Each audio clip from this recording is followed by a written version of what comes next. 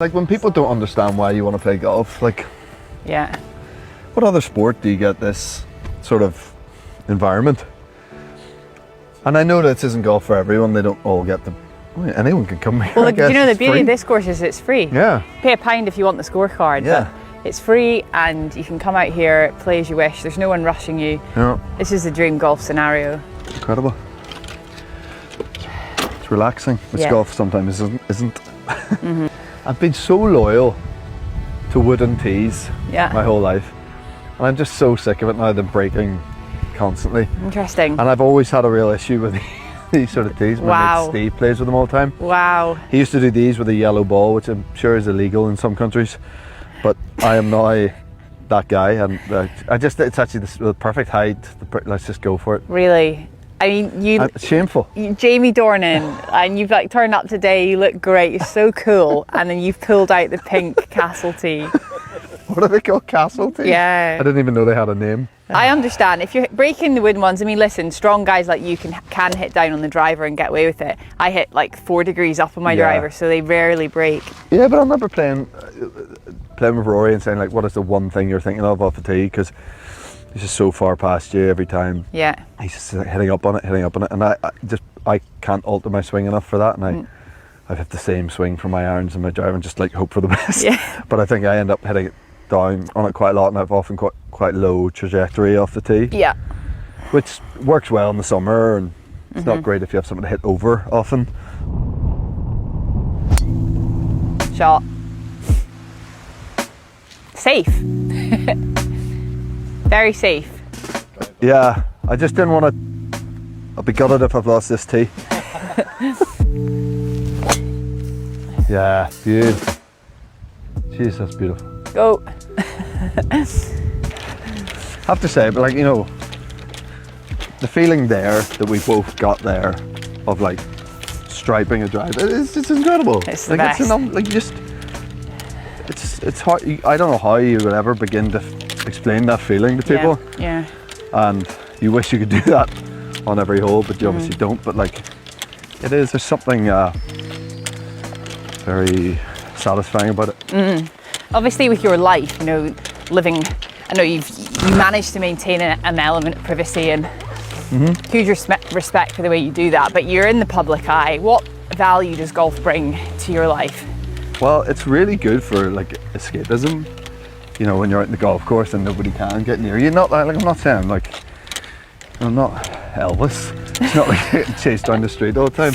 But yeah, you can be out and about and be, I guess, have an awareness that people are whispering or saying or building up to ask for a selfie or asking for a selfie, whatever it is. And you know, I'm pretty good about saying yes to all that unless I'm with my kids, and I have a rule of when I'm with my kids, I don't, you know, do any of that, which I think is fair. Yeah. And but on the golf course, there's none of that, and I just love that. I just love that feeling of just like you're out there for yourself and for the people you're playing with, and to have a good time and sort of forget about whatever stressful things are going on in your life. And sometimes you can't forget those, and you ultimately played rubbish that day because of that. But I love being given the opportunity to get away for a few hours and just try this maddening game. Hey. Thank you very much. Well done. One putt, that feels very good. There we go. Someone had to do that. We were chewing putt. It was definitely going to be you. Something that we ask a lot of our guests, and I feel like it's a good question to ask because I want to know the answer, so selfish or not, but what impresses you about a person? You meet someone and you go, they really made an impression on me, and I'd like to see them again. What's that for you? I think usually people who are at the very top of their game in any industry are really impressive people and often very nice people. Someone said to me once that like in my industry, like if you get to the top or you get very sort of get some notoriety, you just become an elevated version of who you were before. So if you were a bit of a prick at school and a bit of prick at uni or a bit of prick at drama school, wherever, you become like a gargantuan prick when success happens. And if you've always been a nice guy and treated people with respect and kindness, then that just becomes elevated. Yeah. So I believe that, you know, and I think most people that you meet who are like right up there, who are everyone, there's no one here, but who everyone knows their names, they tend to be really nice people. Yeah. And really accessible people and easy people.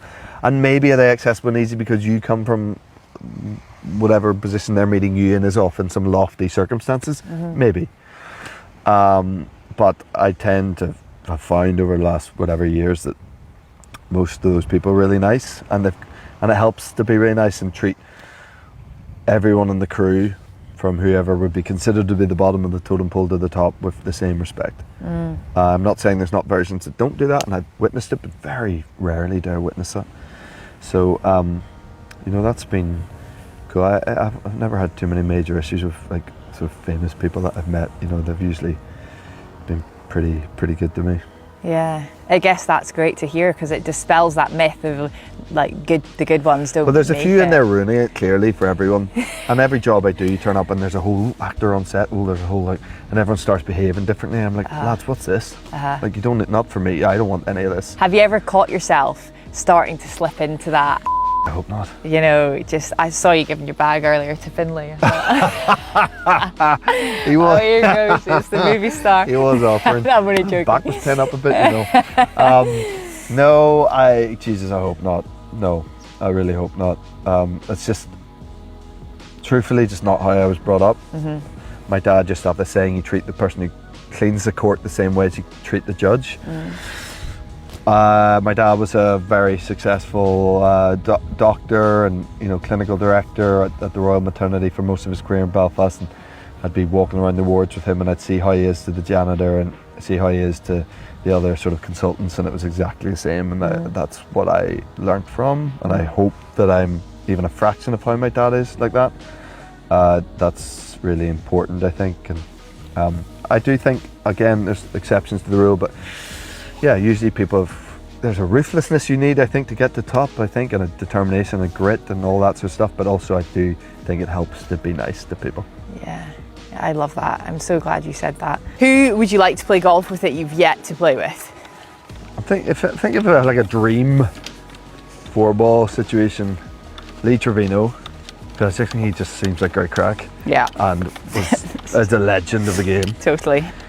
Freddie Couples, because I want to see that swing live. Yeah.